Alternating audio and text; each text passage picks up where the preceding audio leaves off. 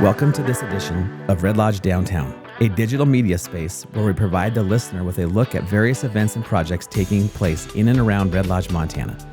This content opens up a glimpse into the interesting people and happenings that highlight the social fabric of this unique place that sits at the foothills of the Ozorka Beartooth Wilderness and gateway to Yellowstone National Park. In today's edition, we are joined by a special guest, Sarah Ewald. Sarah is the Foundation Director for Red Lodge Fire Rescue, as well as one of the founding members of the Red Lodge Fun Run for Charity. As a visible pillar of support and work in the Red Lodge community, Sarah joins Red Lodge Downtown to discuss the spirit of giving and volunteerism that shines through and bright in our community. This Christmas special highlights different ways the Red Lodge community gives back, helping make Red Lodge the special and unique place that it is. Welcome to this edition of Red Lodge Downtown.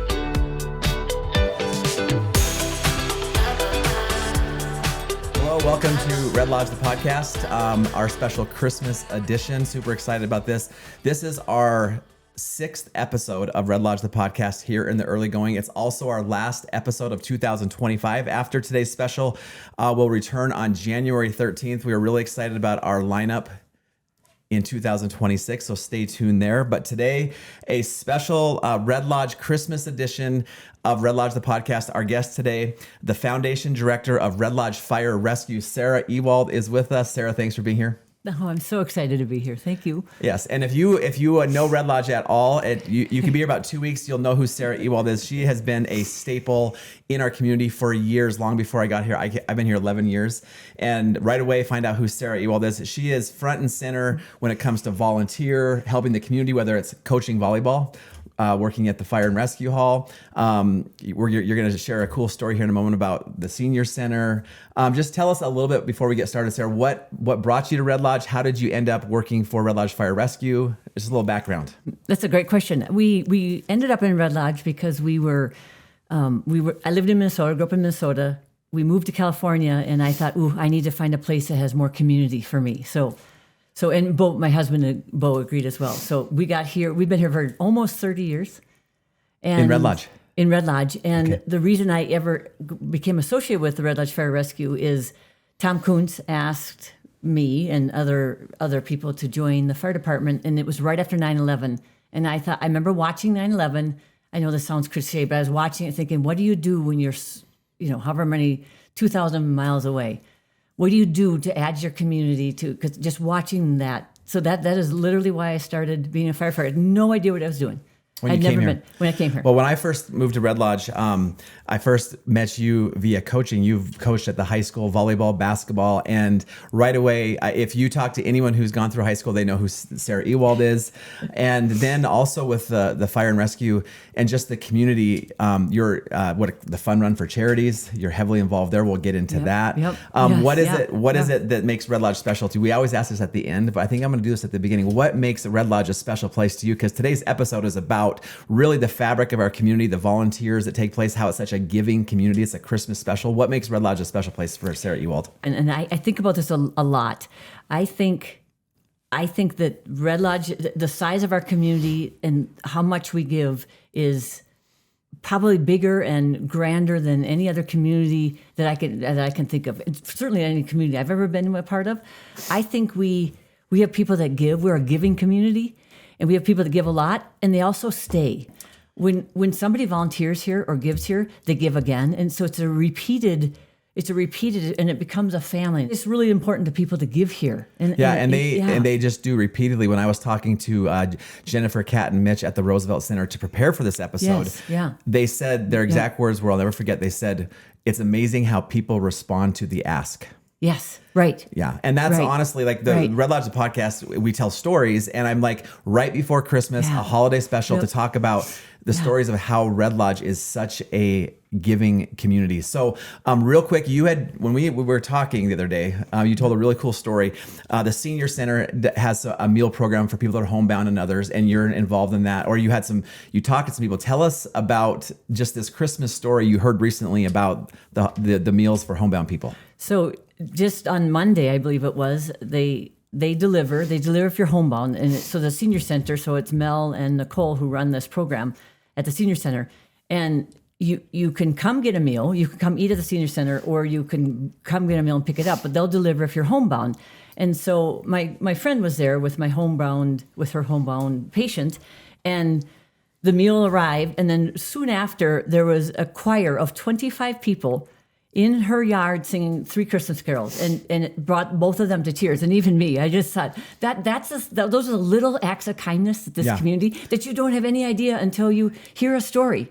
And see, that's exactly it. You don't realize they're taking place. When I heard that story, I was like, that needs to come on here. Yep. A similar thing, I'm the middle school principal here in town, as you know, and my administrative assistant, Kathy Summerfield, she helps this gal named Oma. I think she's 102. Our middle school went down over Thanksgiving, delivered some cookies, sang to her. She's in tears. Those kind of things happen in our community all the time, and we don't hear about them. So we're going to try to touch on those today. Now, the problem, the scary thing about an episode like this is you cannot mention everyone, every group, every organization. Yeah. So you run the risk of missing someone. So to all the people in Red Lodge who give and volunteer and help, this is for you. We appreciate you. Please know that. And so those of you that are listening, if you see people that are helping out in Red Lodge, please make sure you thank them.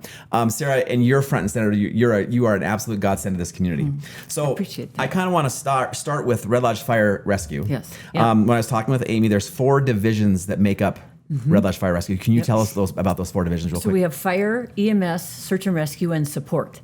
And so, which is pretty unusual to have all of those in a single fire department. Usually it's fire and rescue or fire and EMS, but we also have search and rescue, and we live in the mountains, and they're a very busy team. And then support is all those teeny little things that just make a fire department hum.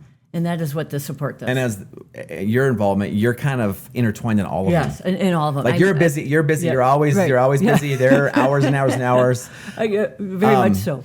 When I was talking with Amy Highfield about this, she mentioned just literally the thousands of volunteer hours that make fire and rescue work.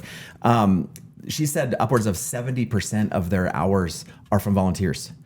Tell us about the volunteers that make.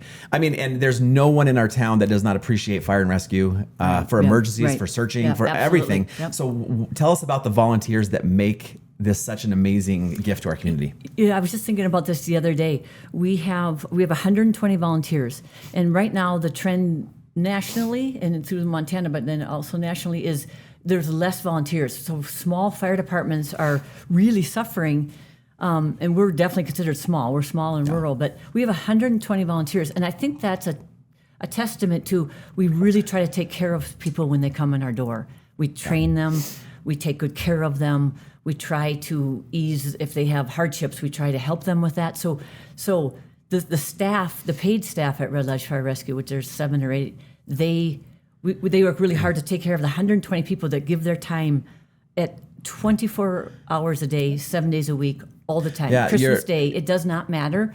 You will get a response from somebody depending on what your 911 is. Yeah, fire and rescue doesn't take holidays off. They don't. You got to have those volunteers. And that a community of about 2,800 people, you're talking of almost 5% of the community volunteering just for That's unheard of. And everywhere. The fire and rescue for a town that size, I know we're a tourist town and we have the hiking and which makes it a little bit more necessary to have a pretty sophisticated, well-run, robust. That's the word we're looking for. Yeah, right.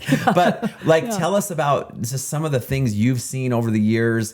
Maybe some of the more like how does a organization like this manage 120 volunteers and train them? Because we're talking about sometimes some serious moments where your volunteers have to be trained as well. You have an education component. Yes. Yeah. So if you join in one of our academies, so Recruit Academy, you're trained for 6 months. I mean, and steady. It's 2 or 3 days a week, a lot of training. But even after that, it never stops. We train every Monday and Wednesday. We train all the time, and that's the little silent thing that people don't see. These people are giving up their Monday and Wednesday, and probably a Saturday and a Sunday, just to get a little bit better at their craft and to be just to take better care of the community.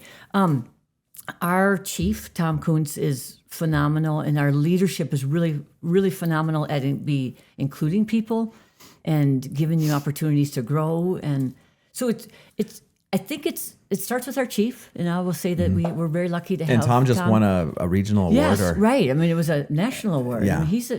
And the thing that you notice, yes, volunteers, the hours and hours and hours, but through that, and this is a testament to the people like Tom Kuntz, yourself, that are training, is that it is a very professional, run place. Yep. And I know the community is always appreciative. And you guys have had some very serious moments over the years, especially in some of the lost hikers and so forth. Right. And coordinating those volunteers. I know you're busy on Wednesday nights because when you coached and coached with me, it'd be like Sarah comes rolling into practice just in the nick of time. So you stay busy yourself. Right. I want to talk a little bit also. You know, in this community, we have the Red Lodge Fire Rescue. We have the Community Foundation, Tracy Timmons. I visited with Tracy for a long time a couple weeks ago. Didn't realize that the Community Foundation is relatively new. It's 2008. It was a volunteer. And then in 2008, it kind of, but that came about through the Fun Run for Charities. Yes. Now, how long have you been involved in the Fun Run for Charities?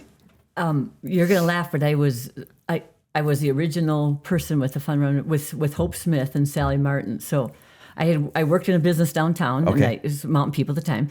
And I remember stepping out just for a second, and Sally Martin, I don't know if you've ever met Sally Martin, but full of life, just full of life.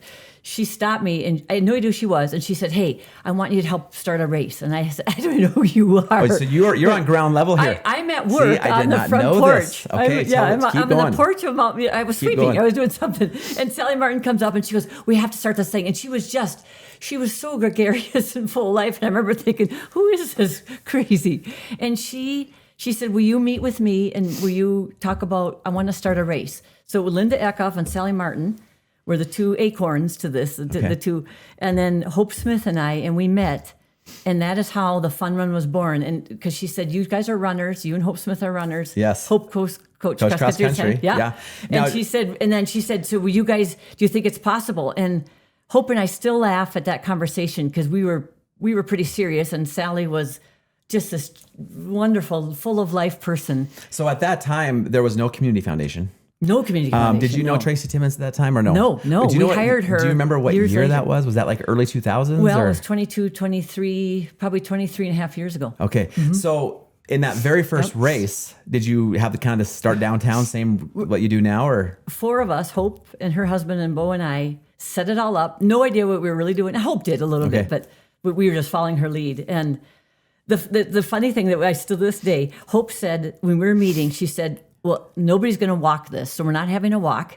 And so she goes, "We're going to have a 5K, a 10K." And she goes, "I think we should have a marathon." Oh, so boy. That was the mindset of no marathon the first time. Yeah. And Sally said, "Absolutely not. How are you going to do a marathon?" And she goes, "People are going to walk." And Hope said, "This is a race. It's not a walk." We still laugh this day how wrong we were because the walk part of it is the biggest chunk. It draws the people. And then I said to her, a moose with tennis shoes just looks so dumb. And that's been our logo. We were so wrong on so many But now things. you see that moose and you know exactly what it stands for. You love it. It's become the logo. So this is fascinating. Now, if it really was, I got to plant maybe when the 25th anniversary comes around, maybe you should have a marathon just one time. We should just one time. We should. Go up the Beartooth. So now in the Fun Run, they're up to like this last year, 2025, like $400,000 donated to over 60 different charities. 60 different charities. Tell us how that first year, did you guys have charities that first year? The first year, I think we had, I want to say 16 charities, and we matched them. And the whole premise of this was so all of these charities didn't have to fundraise the rest of the year. So we matched them at that time. I think it was almost 1-to-1, maybe not quite. But it just exploded after that. And now it's up to 60 charities. 60 plus sometimes, Sometimes, I think you're pushing over $5 million over the course of the 20 years. Just shy at $5 million in 22 years, which is, again, this community gives. Yeah, that's unreal. I mean, that's incredible. For a town this size. Yeah. And that's just like a microcosm. It's a big microcosm, $5 million. But that's just a picture of this community. When they do things, they don't just, they do it well too. And they repeat it. Yeah, and repeat it. Right. I mean, that's, and from that. What a gift we live in. We live in a gift here. I mean, that. Yeah. And so were you part of the group then that kind of helped spearhead the coming of the Community Foundation then? Yes. So they started with a board, and neither one of us wanted to be on it.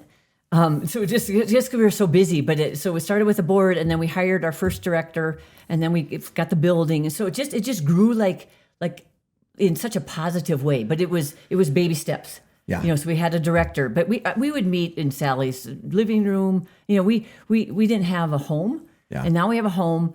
And Tracy Timmons was our second director, and she's phenomenal. And then Joanne Eder, Sally Martin passed away from cancer, and Joanne Eder picked that up. And I remember when Joanne Eder said, "Yes, I will take this on." I was in Billings in a parking lot, and I remember she hanging up my phone and just going, "Oh my God, thank God," because Joanne Eder is as generous a human being as I've ever met. Yeah, that's amazing. And now I've known you for a long time, and I did not even know this stuff. This is why we love Red Lodge the podcast. But Sarah, so through that, like that's been you over the years, is always you gravitate towards those events and things that just give to the community. When you think about a community in just through the fun run, close to $5 million, that's Red Lodge. That's Red Lodge. Yep. And Tracy Timmons, an amazing director. Right. She has just a heart for service. She's, and she said that the Community Foundation, they look at what do we have in Red Lodge, what is being developed, and what does the community want, and then they base it from there. People ask her to speak all over Montana and beyond. I mean, she's kind of like Tom Kuntz. I mean, we have these incredible leaders on our cornerstone entities. And again, I've probably said this 5 times today, but Red Lodge it's got 2,800 people. Right. Yeah. Functions better than some major cities in terms of things they offer. Absolutely. So the fun run for that has, you're still really involved in that. Yes. Yeah. So Hope and I were the race directors for 10 years, and then we thought someone else's turn. But I also remember the other thing besides a marathon, which I thought was a really good idea, and the moose in shoes was dumb, which is it's so great funny. Though. It's great. It's so great now. And we also thought it would only last 5 years. Hope said, I will be surprised if we get to 5, if our 6th year. Yeah, and now you're in year 23, 24. Yes, right. And growing. I have to pause for a second because you were part of one of the most historic runs in Red Lodge High School history with the Lady Ram volleyball team that won back-to-back state championships. They hadn't won a state championship, and they were years. And then all of a sudden, I show up on the scene as the athletic director, riding the coattails of this success, and right off the bat, boom, 2 state championships. Just tell us a little bit about that experience. I think about it a lot. It's going to be the 10th anniversary coming up, so we're thinking about having an 10th anniversary celebration, and so we're starting to plan that. I can close my eyes, Jason, and I can see vividly moments of that season, and especially at the state tournament. I could see moments of that I will never forget. I will never forget, and I think the girls will never forget. But we worked really hard. We have a ton of talent at that time. We were very lucky, and you know well, you have coached a long time. When you have 1 or 2 or 3 real gems, we had 7 or 8. And that's a gift. I mean, as you know, that is such a gift. And I'll never forget it. I mean, one of the highlights of my life. And and I remember it I've had clearly. A good life. And then I had a couple daughters who got to be on a state cross-country championship team. But circling back, fire rescue, they're involved with. They lead the teams out of town. When they win state championships, they have parades through town. You're always helping coordinate those volunteers, because those are volunteers driving the. That just makes our community a special place. Even speaking of the school and the giving that takes place. Again, we'll forget people, but just the schools. As I work at the school, the Songwriters Festival has given our music program over the last thousands, close to $20,000. In the last 10 years, they've given 20,000. They just recently, they're funding a drum line, the money that we're going to have for a drum line. I was thinking you can measure money that's given, which is phenomenal. I said, but how do you ever measure the kindness and the time people give? I think if you could capture the time that this community gives to each other, that is, I mean, the money, you could see $5 million and $20,000 and I mean, all those things. In the fire department, we have that training tower, which is unheard of. But I think if you could notice all the time that people give, because that's the harder thing to give. And and I mean it's thousands and thousands and thousands of hours. Even our school that we board don't even members know about. Yep. We don't have. I mean, it's happening right now. There's somebody doing something for somebody right now during this podcast. Exactly, 100%. And that brings me to like the Roosevelt Center. Yes. which is at the south end of town. It's a historic Yep. building. It's a beautiful building. It used to be the school district's elementary and middle school. The community foundation kind of rescued that place because it was going to be sold off to become office businesses, businesses, and they've had to do. They've revived it. Right. And I was talking with Jennifer, Kat, and Mitch down there. They've had over 1,500 hours of volunteer work in the last year just to keep that place running.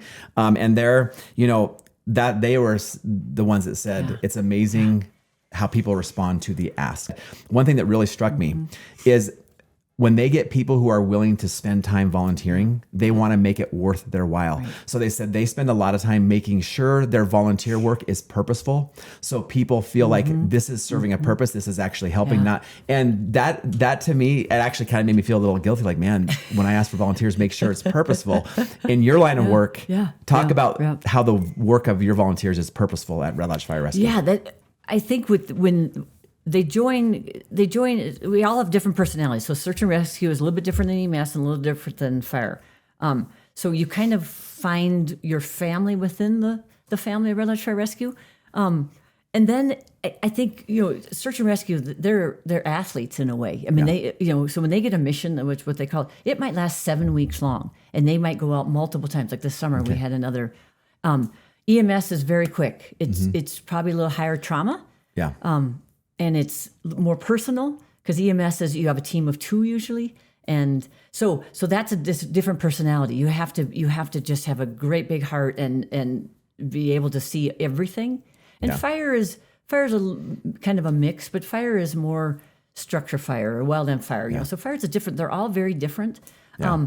But what we try to do is, if you are interested in joining us, we talk to you about what do you like doing? What's your, when you have free time, what do you do? Do you hike? Do you lift weights? I mean, what do you do? And then we try to put you in the position that you like, and maybe your support. Yeah, and that gives credence to making it purposeful and impactful for them. And then so that they're doing things that they're maybe passionate about and so forth. Very hard at retaining them, and I think that's so we recruit, and then the retention is keeping them. We work hard at that, and it's important. Yeah. Well, and I just thought of this, and I'm kind of a visual person, but when visitors come to Red Lodge from the north, the beacon there at the north end of town, right by the is the Fire Rescue Hall building. Yep. Then in the middle of town, you got the Community Foundation, which no one knows exists there, but it's there. And then at the south end, you have the old Roosevelt, which is now the Roosevelt Center. And the Roosevelt Center in itself, it provides artists places to display their artwork. They have the bicycle center there that's providing bikes for community members. It's just hopping with how can we serve our community. Big Sky bonus tracks and the concerts they're putting on there. It's a magical place there, and that's our town is just full of that. And then you have the people there's a lot of people in this town that are also very private people who want to give and help, and they do so privately. Very much and and that also keeps this community afloat. I think it's 1,000 acts of kindness every week. Yeah, I mean, absolutely. just and things that we don't. I love that we're having this podcast because now I'm even more aware. I'm just paying attention, and that's why I was actually fairly nervous about having this episode right now, because I didn't feel like I had the time to adequately find all of them. But I don't think you ever could find them all. No, you never. Now, one thing we're going to do here, we're going to take a break and we're going to make this part of this podcast a unique flavor of this podcast is the downtown of Red Lodge is magical. In fact, in all these publications, it's always like top 10 small downtowns in America. And then some people don't like that because people want to come here, but I kind of love it. I love that kind of stuff. Those businesses downtown, they give too. We're always calling them, hey, would you give money to this? Would you help send this group to Washington, D.C.? Would you help this sports program? And they just give. And part of this special edition of Red Lodge the podcast, a holiday Christmas version, is you and I are going to go downtown. We've got some gift cards from some of our local restaurants. Great. And we are going to find people on the street and say, hey, these restaurants want to give you guys at this holiday time. That's going to be a lot of fun. Yeah, it sounds great. We want to give a shout out to all our businesses downtown who support our community in many different ways. It's just great. And Sarah, like I said, you're the perfect person to have today because you are front and center. You're always volunteering. You're always helping the parade on the 4th of July. You're helping carry the flag at the beginning. I love it. Oh, we appreciate it. I'm flattered you asked me. Yes. Okay. All right. Well, we're going to take a break and we'll see you guys downtown. Hey everyone. Sarah and I are downtown Red Lodge here at Pride Park. part of our Christmas edition of Red Lodge, the podcast. Sarah, why don't you tell them what we're going to do today? We are going to spread a little good cheer and happy holidays to everybody, and just ask people why they're here. Why are they here today, and why are they spending their day in Red Lodge? And we have gift cards for Pizza Co. and Bogart's that we're going to be handing out. Yeah, we're going to surprise them with some gifts. Hopefully it lights up their day. So let's get going. Hey, everyone. We are here today with Richie. I think he's from out of town. Richie, where are you from? Billings. Billings. Yeah. Okay. Do you guys come to Red Lodge very often? Every once in a while. Okay. Yeah. Well, Sarah, why don't you tell Richie? We're just kind of hitting the streets today with Red Lodge, the podcast, Okay. handing out some Christmas cheer. Sarah, tell Richie, what do we got for him today? So we have a gift card to Pizza Co. We would Okay. love for you to, we're glad that you're here, and we'd like to thank you for coming. Well, thank you. Thank you for having us over here. You We bet. love to come over here anyway. So did you guys just come up for the day or Yeah, we got a birthday party for our great niece. birthday party? And Yeah. you get what is? Do you feel like Red Lodge is a pretty magical place? Oh yeah, very. We love it.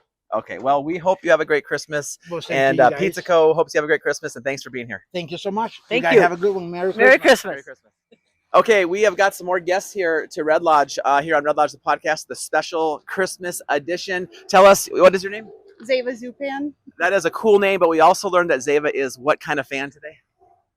Oh, I'm a Bobcat fan. Wait a minute, no, Bobcat fan. Yeah. You are a Bobcat. I thought we were a Gris fan. You guys are also Bobcat fans, and you Yeah. are Janine Danielson. Janine, Amy McKinney. Amy, and you guys are where are you guys all from?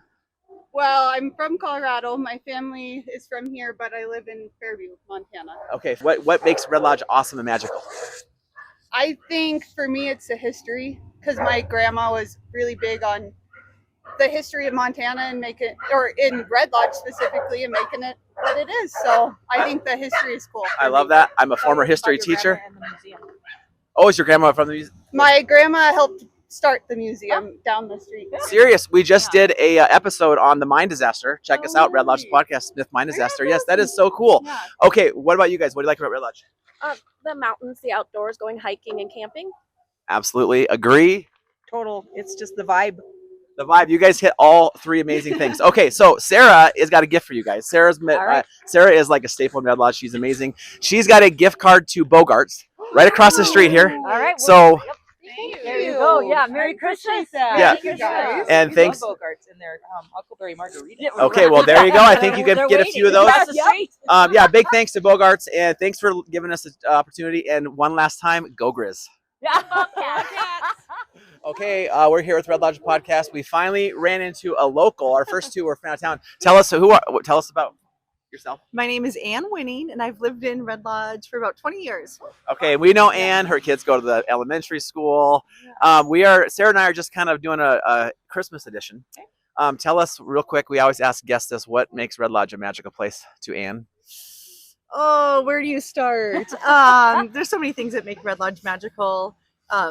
Right now, I'm dressed to go skiing, which is one of the special parts of Red Lodge that I love. So you're going skiing today. You're going That's up. the plan. I was worried that you were saying that you were dressed for the Bobcat Grizz game. Well, I'm ready for anything. So that was the thing. The game might be playing at the mountain. So if I need to take a ski break, I'm ready for the game. Yeah, we don't wish anyone to crash on the mountain, Ann, but maybe some snow could cover up that logo because we are for the Grizz here. But I was going to say, I noticed your hat. So yeah, you noticed that right away. So we do have Sarah has a gift for you. Oh, Sarah, do? tell us what we got. We have a gift from Red Lodge Pizza Co. for you and your family. Thank you. I And Merry appreciate it. Christmas. Merry Christmas. Okay, we found some more guests downtown Red Lodge. Tell us your names. Kat Healy. And I'm Axel. Kat Healy from the Roosevelt Yeah. Center. Yeah, Yes. Right. Well, we're here with Red Lodge the podcast, and we're doing kind of a Christmas special today. We're trying to catch people out in the community. And tell us, what do you guys like about Red Lodge? What makes it a special place? We like everything about Red Lodge. That's why we live here. Huh, boys? We love to ski. These boys, we're here for the snow. That's awesome. We did get some snow last night. What about? Oh yeah, same thing. I think we moved here to ski and get outside. Great. Love it. Okay, well, what we're doing today is our Red Lodge businesses downtown are amazing. They give back all the time. Sarah has a gift card. Sarah, tell us what we got. What Yep, these guys we say. have a gift card to Pizza Co. What? Perfect with You the guys kiddos. love Pizza Yeah, Co. perfect. And Merry Thank Christmas. you. Merry Christmas, guys. Yes, we hope Yeah. hope you guys have a great Merry Christmas. You say Merry Christmas? Oh. That's okay. we do like the Christmas hat. So you guys have a great Christmas. Enjoy the rest of the day, and thanks for stopping by. Thank you. Okay, we're here downtown Red Lodge. We found some more travelers to the community. Tell us your names and where you guys are from. I'm Carrie Flores in Billings. I'm Shannon from Billings. And I'm Cynthia from Billings. All three coming. Are you guys up for the day? Yeah. First of all, we really appreciate the sweater, the beautiful sweater in the middle, because it is Bobcat Grizz Day, first time ever in the playoffs they're meeting. But apparently you are not with us here. No, I'm not. Going for Bobcats. Yeah. That's okay. You know what? It's Christmas time, holiday cheer. The game hasn't started. Yes, exactly. I'm a real Montanan. That's true. Well, we'll see. Okay, but more importantly, tell us what brought you to Red Lodge and what makes Red Lodge a special place. We're meeting friends for lunch. She's coming home from Washington. So, Yeah, I'm with them. So we're going to lunch and just kind of drinks in the game. came up to shop. Okay. Yeah, love Red Lodge. Love its little community. Supporting local as much as we can. The vibe of this town is amazing. That's why we started Red Lodge, the podcast. It's kind of a magical place, unique people.